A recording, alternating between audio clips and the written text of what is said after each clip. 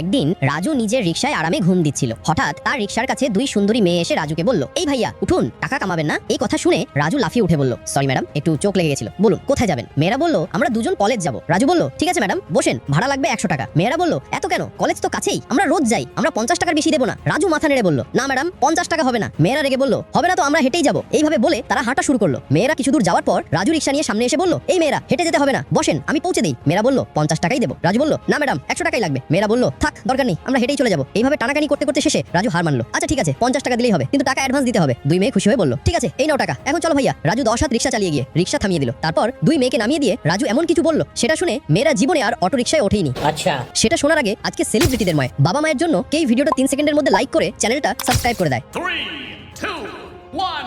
তারপর রাজু বলল, ম্যাডামেরা, আপনাদের কলেজে পৌঁছে গেছি। এক মেয়ে আরেক মেয়েকে বলছে, আরে আমরা তো এখনই চললা, এত তাড়াতাড়ি পৌঁছে দিল। এই রিকশাওয়ালার কাছে তো আমরা নিজেরাই লুটে গেলাম।